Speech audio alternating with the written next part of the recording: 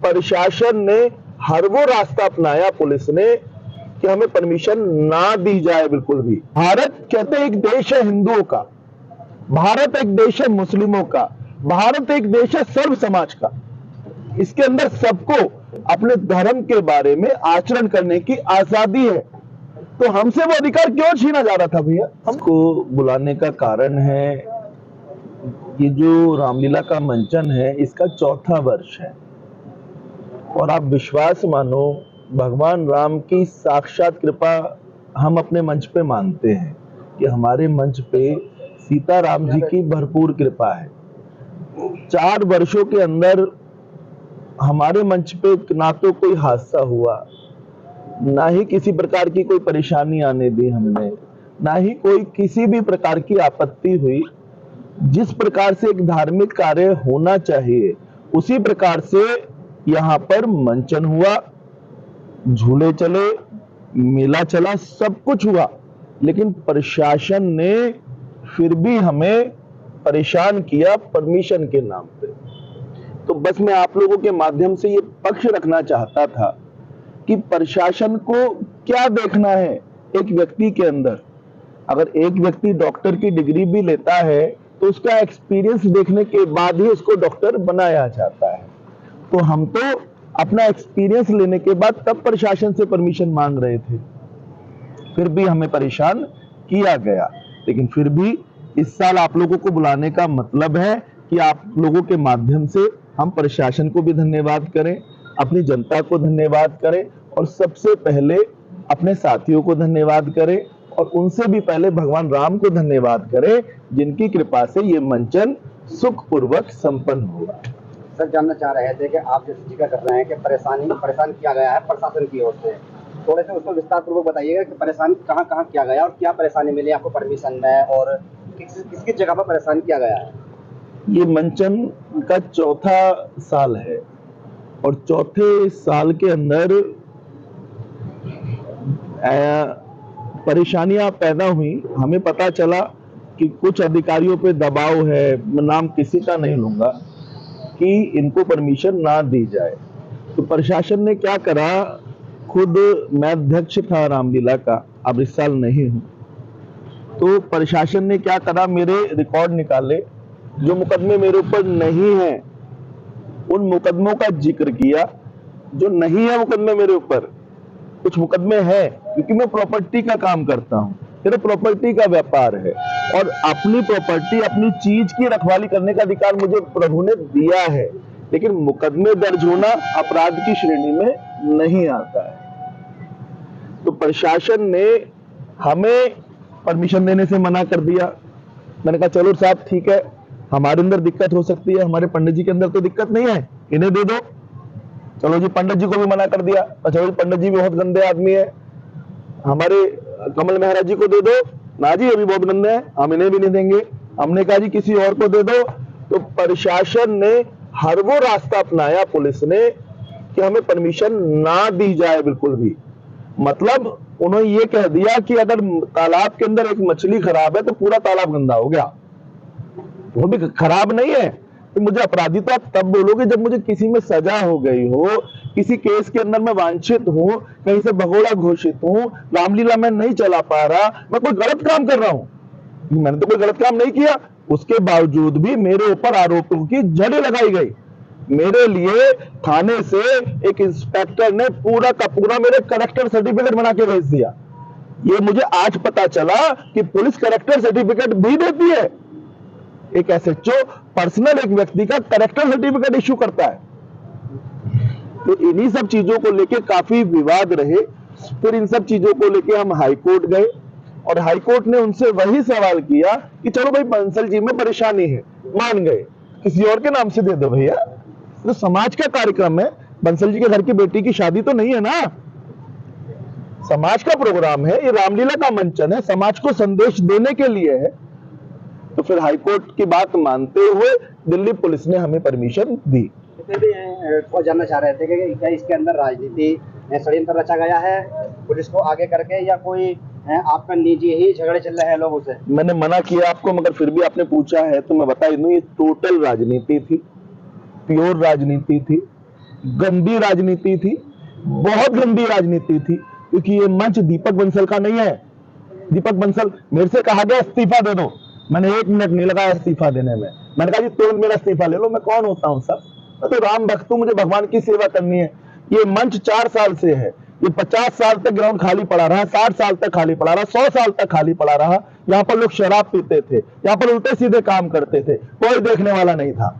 जब से यहाँ पे रामलीला का मंच शुरू हुआ, लोगों ने यहाँ गलत काम करने छोड़ दिए कि भगवान का मंदिर बन चुका है सर। ये समस्या इसी साल हुई है या पहले आपने आयोजन किया उसमें? बेटा सिर्फ इस साल, मैं आपको बताऊं, सिर्फ इस साल हमें ये समस्या हुई, और इस साल हर वो प्रयास किया गया जिससे हमें परमिशन ना मिले, हमें हर वो परेशानी भुगतनी पड़ी जो हमें 3 साल तक नहीं भुगतनी पड़ी। हमने कुछ खबरें भी देखी हैं आपके जो खिलाफ चली एक तरीके से, और रामलीला को लेकर भी सवाल उठाए गए हैं। इसके अंदर ये भी कहा गया कि भाई हाई कोर्ट की ओर से आपको बिल्कुल मना था।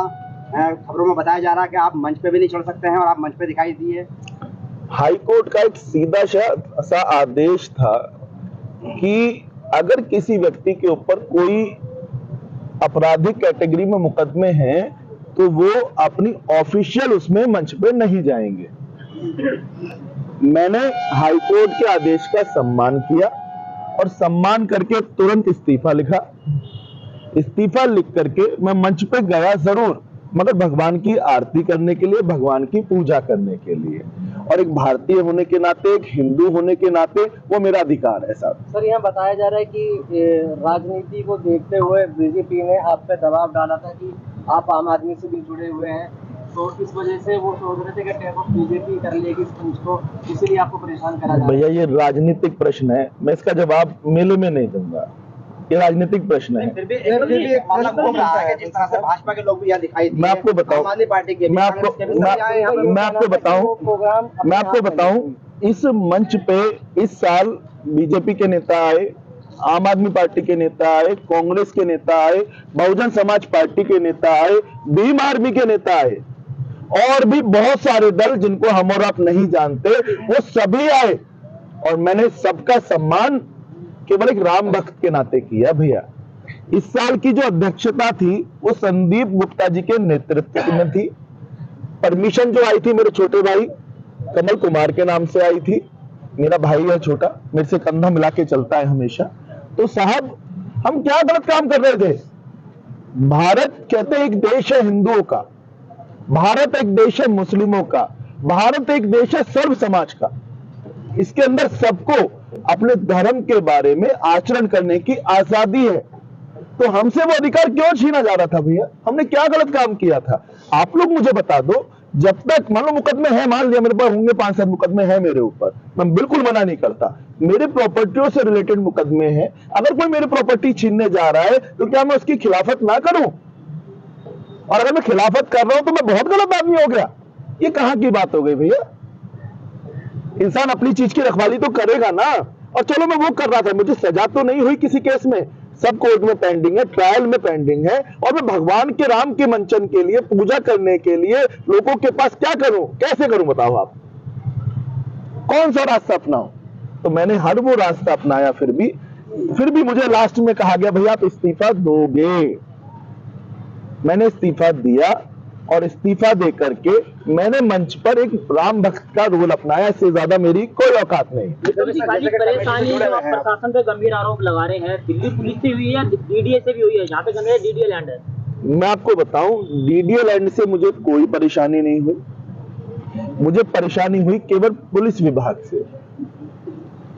पुलिस विभाग के ऊपर क्या दबाव था, कैसे था, इन सब बातों की चर्चाएं मैं आपके सामने खुल के कर नहीं सकता, क्योंकि हम भी इंसान है साहब, समझौते से चलना पड़ता है। परमिशन मिलने के बाद पुलिस ने सुरक्षा व्यवस्था की?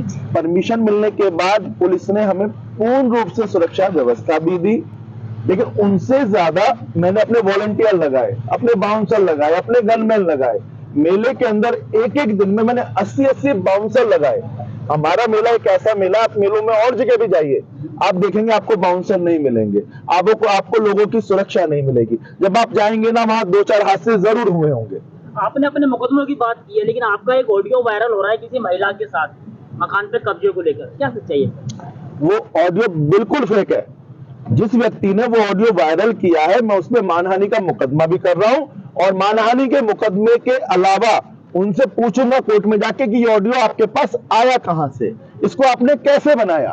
तो ये जितने भी ऑडियो है, वीडियो है, ये सब के सब रामलीला से पहले ही क्यों वायरल की गई है? ये आपके सवाल में ही जवाब छिपा है ना साहब, आपके सवाल में जवाब छिपा है सीधा सीधा।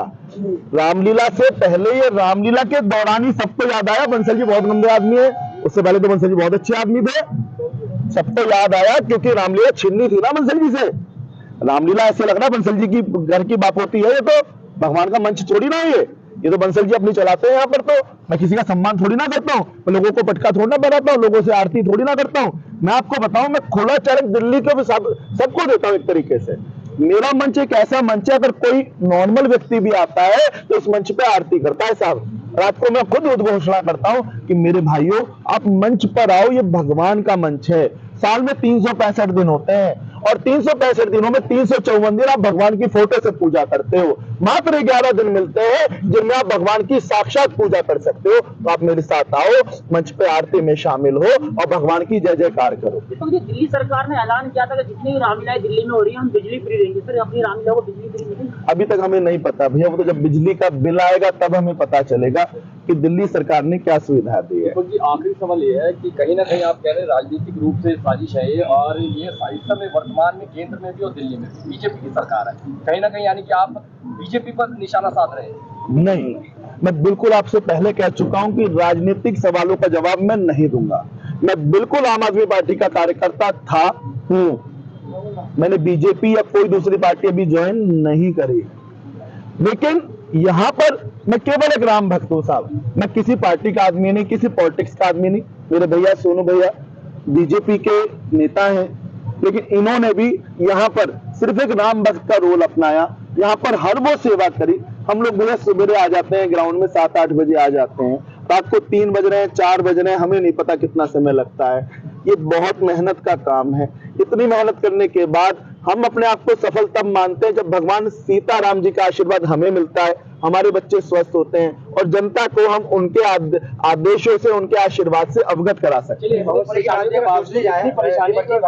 की बात पूछी जाए तो क्या आप मांग करना चाह रहे हैं, क्योंकि हाई कोर्ट और दिल्ली सरकार या यूं कहा जाए केंद्र सरकार बहुत सिस्टम है जो कि जुड़ जाते हैं एक रामलीला कमेटी से, ये यूं कहा जाए रामलीला से, तो किससे क्या मांग रखना चाहते हैं? साहब मैं तो कोई मांग नहीं रखना चाहता, बस यही कहना चाहता हूं कि जब भी कोई विवाद होता है तो इंसान ना दोनों पक्षों को सुनता है, एक पक्ष ये फैसला नहीं देता। लेकिन हमारे साथ हुआ, हमारे साथ एक पक्षीय फैसला दिया गया। मान लो एक पक्ष ने आरोप लगाए, उसको मान लिया गया, जो कि आप लोग मुझे बता दो क्या ये तर्कसंगत है? मुकदमे है, मान लिया मैंने। मुकदमे क्या पिछले साल नहीं थे मेरे ऊपर? 2024 में नहीं थे, 2023 में नहीं थे, 2022 में नहीं थे, तब तो मुझे परेशान नहीं किया गया। मैंने ऐसा इस साल क्या हो गया कि दीपक बंसल अपराधी हो गया बिल्कुल। और चलो दीपक बंसल अपराधी है, मैं मान लिया, चलो मैं बहुत गंदा आदमी हूं साहब, चलो मैं बहुत गंदा, मैं ठीक आदमी नहीं हूं बिल्कुल भी, प्रशासन की नजर में बहुत बुरा आदमी हूं। तो क्या हमारे पंडित जी बुरे थे? क्या कमल कुमार जी बुरे थे? कोर्ट में जाने के बाद तो कमल कुमार जी के नाम से परमिशन हो गई, उससे पहले कमल कुमार जी बुरे थे? चलो मैं अपने नाम से परमिशन नहीं लेता। कहा जाता भाई किसी और अपने अच्छे आदमी को ले आओ। हमारे लोकेश पंडित जी थे और मेरे बहुत सारे साथी थे, उनको उनके नाम से देते। उन्होंने एक तरफा फैसला सुना दिया, जी हम नहीं देंगे परमिशन आपको। ये कहाँ की तर्कसंगत थी बात? संस्था है और संस्था के अंदर हर समाज का, हर पार्टी का कोई भी आदमी रह सकता है। ना इस मंच पे हमने कोई राजनीतिक बैनर लगाया है, ना कोई राजनीतिक पोस्ट लिखी है। भैया आम आदमी से बिलोंग करते हैं, मैं भाजपा से बिलोंग करता हूँ, और हमारे 1-2 मित्र हैं जो भीम आर्मी से भी बिलोंग करते हैं, कांग्रेस से भी बिलोंग करते हैं। मगर हमारी जो संस्था के लोग हैं वो सिर्फ राम भक्त हैं। इस रामलीला में सिर्फ हम राम की बात करते हैं। और नहीं राजनीतिक इंटरफेयर की बात, तो राजनीतिक इंटरफेयर जो है ना, जो आदमी राम के काज में बाधा डाल रहा है, वो मैं नहीं मानता किसी पार्टी से हो सकता है। क्योंकि ऐसी कोई भी पार्टी नहीं है जो भगवान को नहीं मानती, अल्लाह को नहीं मानती, खुदा को नहीं मानती। मैं उन्हें राक्षस श्रेणी का आदमी कह सकता हूँ जिन्होंने बाधाएं उत्पन्न की। किसी पार्टी के आदमी वो नहीं हो सकते। और राम भगवान की जो कृपा है, कल सभी लोगों ने ये चमत्कार भी देखा कि हमारे चिल्ला गांव के आसपास खूब बारिश हुई है, मगर यही एक ऐसा स्थान था कि जहां पे बारिश नहीं हुई। वरना तिल्लोपरी में मूसलधार बारिश हुई, पटपड़गंज के अंदर मूसलधार बारिश हुई, इधर आप यमुना खादर के अंदर अच्छी बारिश हुई। एक प्रॉपर यही स्थान था जिसके अंदर बारिश नहीं हुई। तो ये भगवान का चमत्कार है और इस चमत्कार को उन राक्षस रूपी इंसानों को भी मानना चाहिए कि यहाँ पे राम का नाम लिया जाता है और रामलीला में अड़चने ना पैदा करें।